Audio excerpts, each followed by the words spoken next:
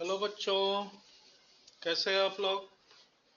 आज हम प्रोबेबिलिटी का सेकंड वीडियो लेकर के आए हैं और इसमें कंसेप्ट तो हमने सारे बता दिए थे, कुछ क्वेश्चन भी किए थे।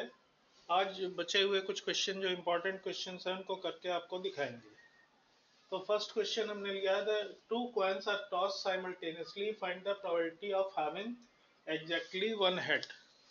तो पहली बात तो जब दो कॉइन टॉस किए जाते हैं तो जैसे पहला कॉइन हमने टॉस किया तो उसमें क्या होगा, हेड आएगा या टेल आएगा। अब पहले में हेड आया, फिर दूसरा हमने टॉस किया तो हेड या टेल आ सकता है।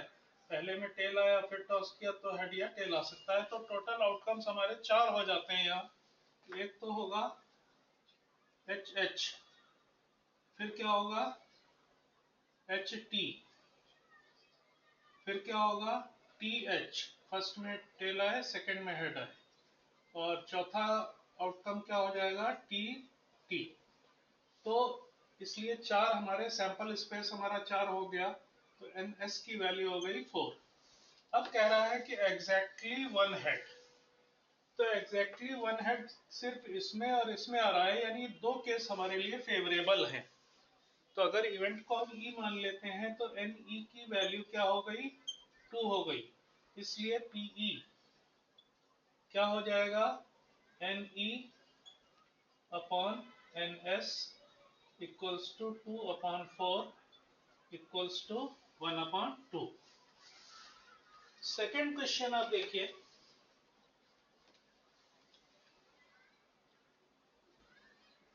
7 cards और 17 cards are numbered as 1 2 3 dash dash dash up to 70। तो find the probability of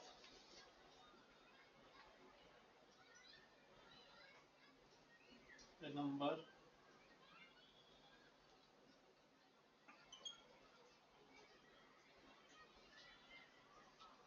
divisible by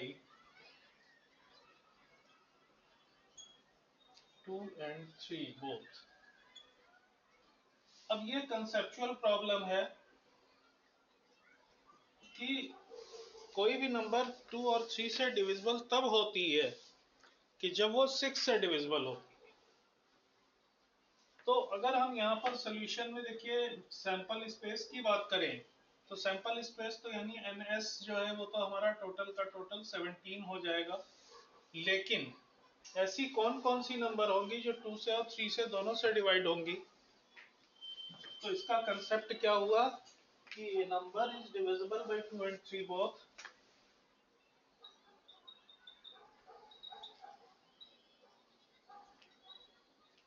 Divisible by 2 and 3 both if it is divisible by 6।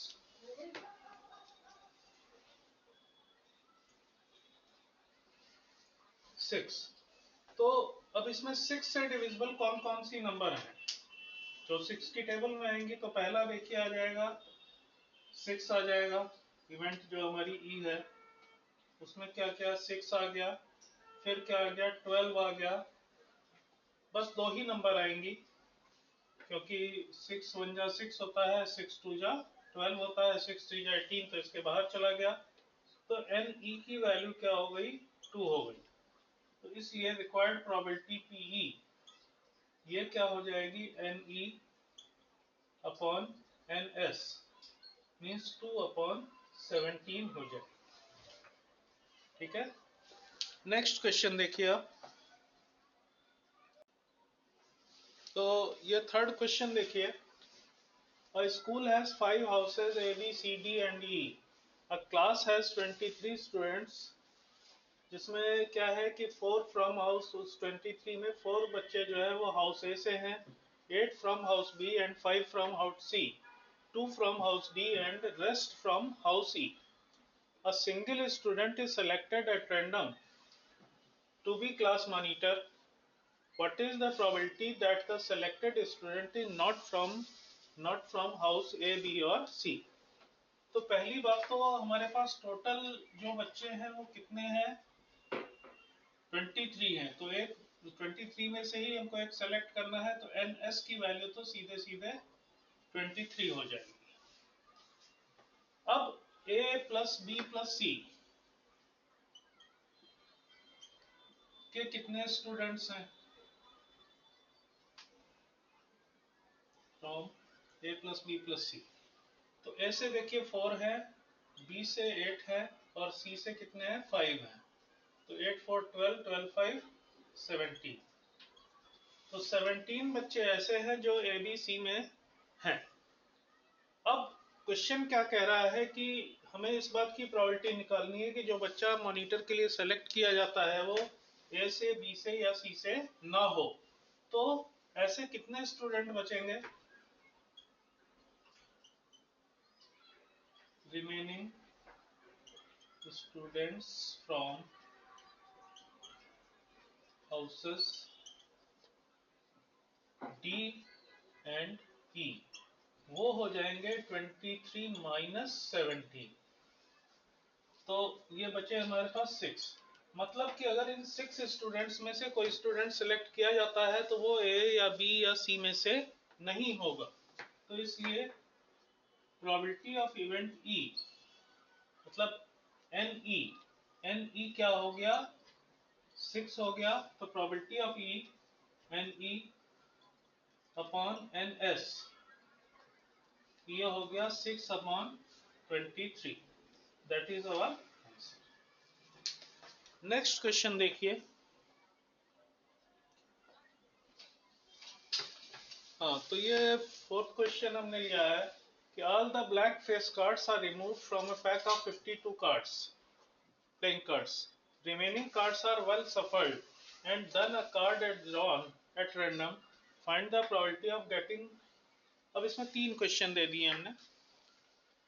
पहला है देखिए अ फेस कार्ड, दूसरा है रेड कार्ड, तीसरा है ब्लैक कार्ड। अब उस 52 कार्ड्स में से क्या रिमूव किया गया है, ब्लैक फेस कार्ड्स रिमूव। अब जैसे हमने आपको बताया था कि 4 सूट्स होते हैं प्लेइंग कार्ड में, 13 के, 13 के, और हर एक में 3 फेस कार्ड होते हैं। तो 2 सूट जो है ब्लैक होते हैं, 2 रेड होते हैं, 26 ब्लैक कार्ड होते हैं और 26 रेड होते हैं। लेकिन कौन से फेस कार्ड रिमूव किए गए हैं, ब्लैक फेस कार्ड। तो इसमें पहली बात तो number of black face cards ये कितने हो जाएंगे, 6। तो रिमेनिंग ब्लैक कार्ड्स कितने बचेंगे, ये बचेंगे हमारे 26 माइनस 6, मतलब 20 कार्ड्स हमारे ब्लैक बचे, लेकिन इसमें फेस कार्ड एक भी नहीं होगा। और रेड वाले तो हमारे सारे के सारे हैं। तो नंबर ऑफ रेड कार्ड्स वो इंटैक्ट वैसे ही है, कितने, 26 हैं। टोटल कार्ड्स हो गए 26 प्लस 20 यानी 46। टोटल हमारे पास 46 कार्ड है, जिसमें 20 ब्लैक है और 26 रेड है। तो पहला जो पूछा गया है आपसे फेस कार्ड, तो ब्लैक फेस कार्ड तो सारे रिमूव कर दिए गए थे। अब इस 26 कार्ड्स में 6 रेड फेस कार्ड्स हैं। तो फेस कार्ड्स कितने हो गए, 6। कितने, कौन से हो गए, रेड वाले। तो ये हमारा फेवरेबल आउटकम हो गया। तो NE की वैल्यू हो गई 6 और NS तो हर बार यही रहेगा 46। तो इसलिए PE क्या हो जाएगा, 6 अपॉन 46 हो गया, या 2 से आप डिवाइड कर दीजिए तो 3 अपॉन 23। ये पहला पार्ट का आंसर आ गया। सेकंड कह रहा है रेड कार्ड। बी। बी में क्या है? Red card. अब रेड कार्ड तो जैसे हमको पता है कि ये पूरे के पूरे 26 हैं, तो इसमें एन ई की वैल्यू 26 हो जाएगी और एन एस की वैल्यू अब भी 46 ही रहेगी। तो इसलिए पीई क्या हो गया? 26 अपॉन 46 हो गया, या 13 अपॉन 23 आ गया। ये इसकी सेकेंड पार्ट की प्रोबेबिलिटी है। सी पार्ट में कह रहा है ब्लैक कार्ड, तो वो हमने पहले ही कैलकुलेट कर लिए थे कि ब्लैक कार्ड कितने हैं? 20। तो इस केस में एन ई की वैल्यू 20 हो जाएगी और एन एस तो अब भी 46 ही रहेगा। तो इसलिए पीई इस थर्ड केस में 20 अपॉन 46 या 10 अपॉन 23 हो जाएगा। तो ये इसका तीसरे पार्ट का आंसर हो गया। बाकी नेक्स्ट देखिए अगला क्वेश्चन। फिफ्थ क्वेश्चन देखिए हमने लिया है, अ bag contains 12 balls out of which x are white. If one ball is drawn at random, find probability of getting a white ball. तो पहले इसी काम कर लेते हैं कि टोटल 12 बॉल थी, तो N E N S first part में एन एस क्या हो गया? 12 हो गया, और व्हाइट बॉल की हमें निकालनी है, तो एन ई ये क्या हो जाएगा? एक्स हो जाएगा।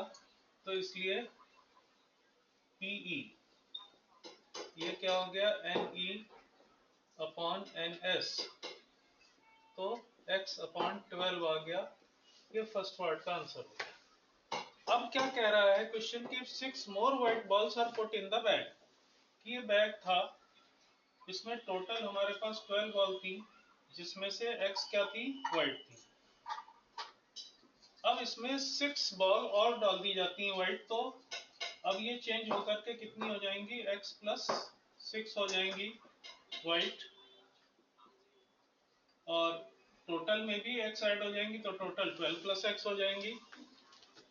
तो सेकंड पार्ट में क्या है? If 6 more white balls are put in the bag, तो नंबर ऑफ व्हाइट बॉल्स ये क्या हो जाएंगी? x प्लस 6 हो जाएंगी। इसलिए एन ई की वैल्यू x प्लस 6 हो गई, और टोटल बॉल्स कितनी हो जाएंगी? 12 पहले थी, प्लस x हो गई, तो 12 प्लस x हो गई। इसलिए एन एस की वैल्यू 12 प्लस x हो गई। अब इसमें व्हाइट बॉल की प्रोबेबिलिटी तो वो क्या हो जाएगी कि N E upon N S, तो x plus 6 upon 12 plus x, और ये कह रहा है कि ये पुरानी वाली प्रोबेबिलिटी का डबल हो जाता है। तो पहली वाली प्रोबेबिलिटी फर्स्ट पार्ट में क्या आई थी? x अपॉन 12, तो 2 इंटू x अपॉन 12 हो गया। अब यहाँ 2 से इसको कैंसिल कर सकते हैं, ये क्या हो गया? x अपॉन 6 हो गया। क्रॉस मल्टीप्लाई करने हैं, तो ये इधर मल्टीप्लाई हो जाएगा और ये इधर मल्टीप्लाई हो जाएगा। तो आगे देखिए कि 6 into x plus 6 equals to x into 12 plus x, या 6x plus 36 equals to 12x plus x square. अब ये देखिए क्वाड्रेटिक बन रहा है, तो सारे टर्म हम एक तरफ ले जाएं, तो x square plus 12x minus 6x, तो माइनस का 6x हो जाएगा, और माइनस 36 हो जाएगा इक्वल्स टू 0। अब 36 के हमें ऐसे फैक्टर करने हैं कि जिसको सब्ट्रैक्ट करने पर 6 आ जाए।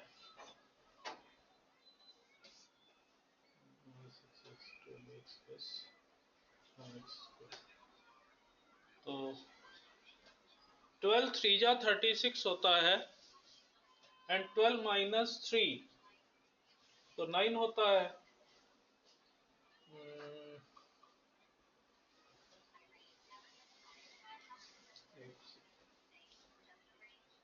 2 into 3 into 2 into 3.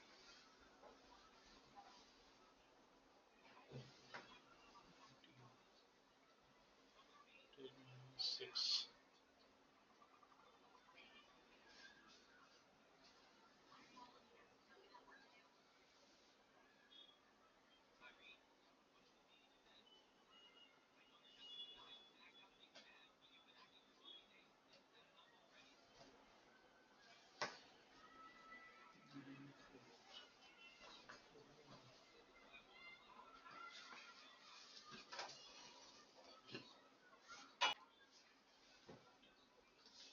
इसमें थोड़ी सी कंसेप्चुअल प्रॉब्लम हो गई थी कि टोटल हमने 6 बॉल और डाली हैं, तो टोटल जो होंगी वो 12 प्लस 6 होंगी, ना कि 12 प्लस x होंगी।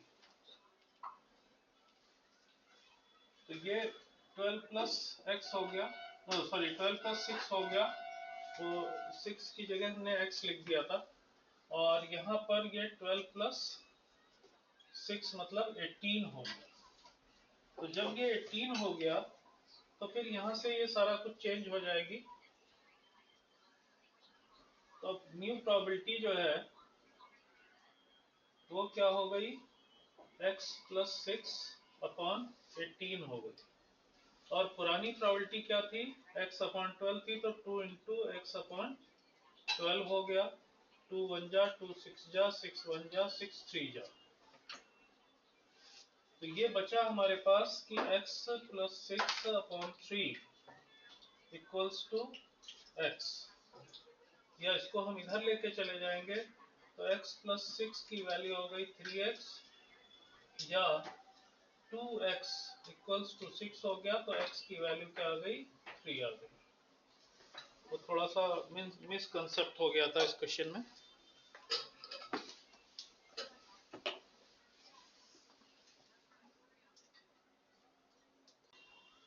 बाकी आप लोग प्रैक्टिस करिए, कोई प्रॉब्लम आती है तो हमको बताइए, हम क्लियर करेंगे। And don't forget to subscribe my channel Alpha Tutorials Official and press the bell icon so that you may get regular updates. Thank you.